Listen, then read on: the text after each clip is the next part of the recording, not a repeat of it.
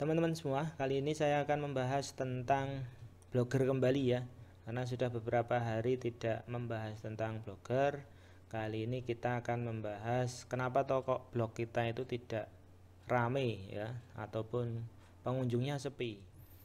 Assalamualaikum warahmatullahi wabarakatuh. Kembali lagi di channel Nugroho Nur Cahyono. Kita belajar bersama berliterasi digital dengan blogger.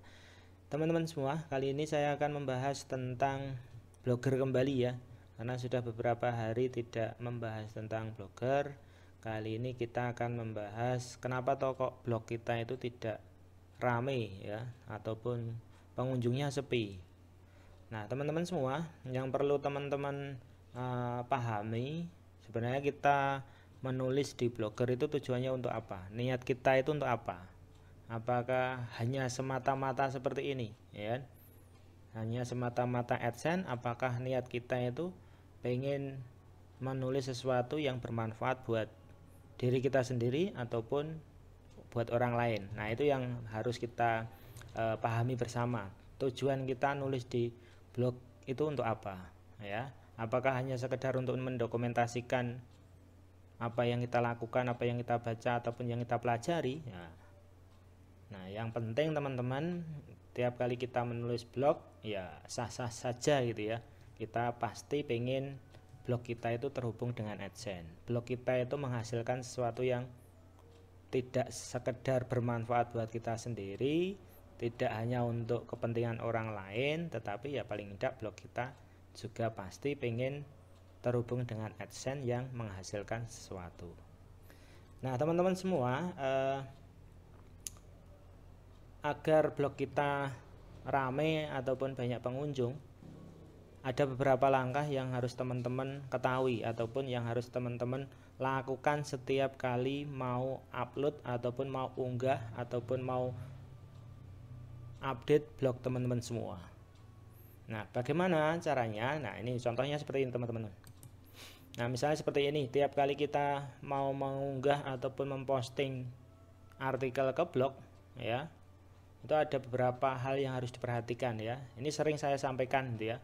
Yang pertama, kaitannya dengan judul ya. Judul itu sebisa mungkin harus selalu diperhatikan. Yang kaitannya dengan judul yang menarik itu ya, yang penting. Kemudian jangan ada jangan ada tanda baca itu ya teman-teman ya. Sebisa mungkin jangan ada tanda baca ya, karena sangat mempengaruhi tingkat dalam penelusuran Google, itu sangat berpengaruh tanda baca itu ya. Nah, jadi sebisa mungkin kurangi ada tanda baca, apalagi tanda baca yang simbol min. Nah, seperti ini. Nah, itu sebisa mungkin jangan ya. Itu sangat berpengaruh. Biasakan aja untuk judul itu ya udah langsung saja. Misalnya ini kumpulan soal multimedia, animasi 2 dimensi dan animasi 3 dimensi. Dah cukup seperti itu, tanpa ada tanda baca. Dan ini ada keywordnya yang penting itu ya. Oh, ada kumpulan soal. Itu kan juga bisa jadi sebuah keyword. Aduh kelegean. Selanjutnya setelah kita membuat judul teman-teman ya, selanjutnya pada di sini ya, di tampilan di sini harus selalu ada namanya heading gitu ya. Ada heading 1 ya, heading 1, heading 2 dan seterusnya. Itu sebisa mungkin teman-teman buat itu ya. Kemudian selanjutnya di dalam heading ya, sebisa mungkin heading itu hampir sama di sini gitu ya. Seperti ini. Kalau sudah di deskripsi ya, deskripsi misalnya poin paragraf pertama ya, sebisa mungkin buatlah kata-kata yang menarik, meskipun terkadang itu malah tidak nyambung gitu ya. Tapi ya tidak apa-apa, namanya juga kita belajar itu ya, mendokumentasikan ya. Yang penting apa? Yang penting tulisan kita itu murni dari apa yang kita tulis sendiri, apa yang kita pikirkan gitu ya, tidak copy paste dari milik orang, nanti ya copy paste dari tempat yang lain ya itu ya.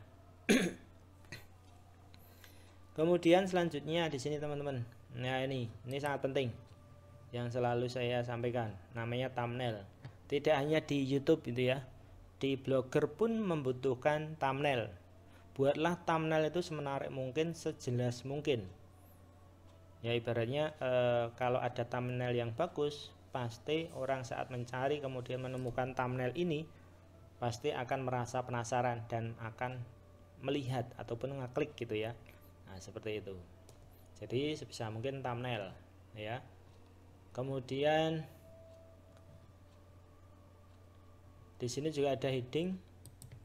Yang jadi pertanyaan, apakah di dalam sebuah artikel itu boleh lebih dari 1-2 heading? Ya silahkan, boleh-boleh saja, sah-sah saja, karena tidak ada aturan bakunya itu ya, untuk seorang blogger itu ya, untuk berkreasi di dalam menulis di Blogger. Nah seperti ini. Kemudian kalau teman-teman perhatikan antara paragraf 1 kemudian paragraf 2, terkadang apakah harus nyambung atau tidak gitu ya. Tidak usah memikirkan itu, yang penting tulis saja ya, apa yang di benak teman-teman semua tulis saja ya. Kemudian masukkan gambar yang bagus ya, sekiranya dapat mendukung gitu ya, mendukung dari artikel yang teman-teman tulis, itu yang penting gitu ya. Nah kemudian teman-teman, dan sebisa mungkin juga ya, kalau teman-teman sudah mengupload ataupun memposting sebuah artikel, kemudian ada hubungannya dengan artikel yang akan diupload ataupun diposting, nah buatlah seperti ini, link itu ya. Jadi kita ngasih link ke artikel kita sendiri yang lain, itu tidak apa-apa, tidak masalah gitu ya. Nah untuk caranya ya, nanti ya di video, kalau tidak salah saya juga sudah pernah memposting kaitannya dengan bagaimana cara membuat link artikel kita sendiri ya. Jadi artikel yang kita posting itu kan banyak misalnya gitu kan ya, kita bisa menghubungkan antara artikel 1, artikel 2, artikel 3 dan seterusnya yang berhubungan seperti itu. Itu sangat bermanfaat dan membantu ya, sangat membantu pengunjung misalnya, oh ternyata kaitannya dengan kumpulan bank soal apa aja tuh yang ada. Nah seperti itu, soal yang sudah pernah kita dokumentasikan tuh apa saja, itu sangat penting. Nah, jika artikelnya sudah siap seperti ini teman-teman, nah selanjutnya perhatikan di sini. Di label ya. Di label di sini ada banyak yang saya labeli ya. Nah, silahkan sebanyak mungkin tidak apa-apa ya. Buatlah label itu yang sesuai dengan isi dari artikel yang akan kita posting ya. Misalnya contohnya seperti ini, bank soal, jawaban soal dan seterusnya. Itu sangat berpengaruh juga. Jadi saya juga tidak tahu seperti apa toh mesin pencari di Google itu bekerja itu seperti apa. Yang penting kita mencoba, ada fasilitas label ya kita masukkan aja, jangan sampai dikosongi gitu ya, jangan sampai. Buat 1, 2, 3 atau lebih dari itu juga tidak masalah. Kemudian di sini ada dipublikasikan ya, sebisa mungkin ya dikasih tanggal berapa dan seterusnya kita mempublikasikannya gitu ya, itu sangat penting ya. Kemudian permaling ya, permaling itu juga kalau bisa ya nyambung ya, kata-katanya nyambung ya, permalingnya jangan terputus. Misalnya seperti ini, kumpulan soal multimedia animasi 2 dimensi 3 dimensi, kemudian apa itu ya, yang tidak nyambung ya jangan sampai. Sebisa mungkin satu kalimat ya, jadi enak kita membacanya juga enak. Apakah ini sangat berpengaruh dengan mesin pencari di Google? Ya tepatnya saya tidak tahu itu ya, tetapi saya yakin sangat berpengaruh itu ya, karena ini juga mungkin juga bisa dijadikan sebuah keyword di mana orang akan mencari di Google kaitannya dengan kumpulan soal multimedia animasi 2D 3D, enter misalnya seperti itu ya, sampai tahu ada hubungannya itu ya. Karena secara detail saya juga tidak paham ataupun tidak mengetahui sebenarnya seperti apa toh cara kerja dari mesin pencari itu ya. Kemudian lokasi ya, kalau misalnya diisi ya silahkan diisi di sini lokasinya gitu ya. Nah, ini kemudian deskripsi Nah, deskripsi ini sangat penting teman-teman ya. Kalau bisa ya dimasukkan gitu ya. Copy saja dari paragraf pertama. Satu paragraf ataupun berapa. Kalau di sini sudah dibatasi ya teman-teman ya. Kalau yang dulu ini kan tampilan dashboard yang terbaru gitu ya. Kalau yang dashboard yang sebelumnya itu kita bisa satu paragraf. Kalau ini cuma dibatasi 150 ya karakter. Nah, ya. Jadi silahkan teman-teman masukkan, itu sangat penting ya. Kemudian kalau opsi saya biasanya tidak ya.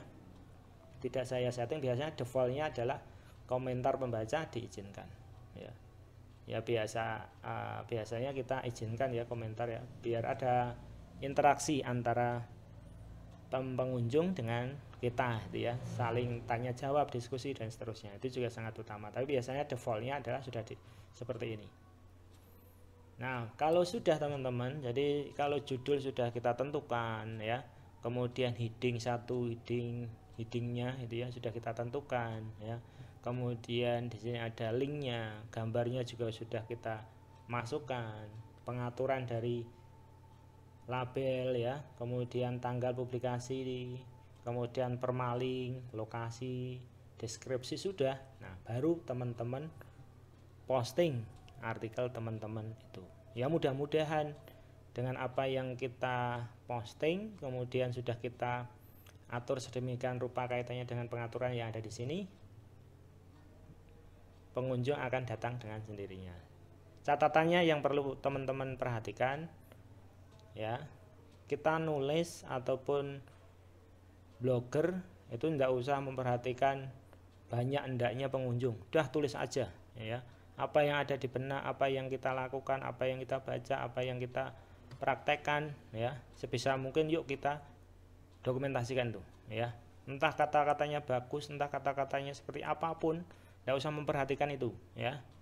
Yang penting apa? Yang penting posting artikel gitu ya, rajin posting artikel. Kalau nanti udah terbiasa seperti itu teman-teman, misalnya kita udah banyak artikel ya, misalnya ada 200-300 artikel gitu ya, siapa tahu ya tiap harinya artikel kita dapat bermanfaat buat diri kita sendiri ataupun buat orang lain. Mungkin itu teman-teman ya yang bisa saya sampaikan di kesempatan kali ini. Mudah-mudahan bermanfaat, mudah-mudahan blog teman-teman semua bisa ramai gitu ya, bisa banyak pengunjung, dan akhirnya teman-teman nanti bisa seperti ini, mendapatkan AdSense. Jadi blog teman-teman bisa terhubung dengan AdSense, yang harapannya dari blogger kita juga bisa mendapatkan sesuatu yang bermanfaat. Mungkin itu teman-teman, kurang lebihnya mohon maaf. Assalamualaikum warahmatullahi wabarakatuh. Salam literasi digital.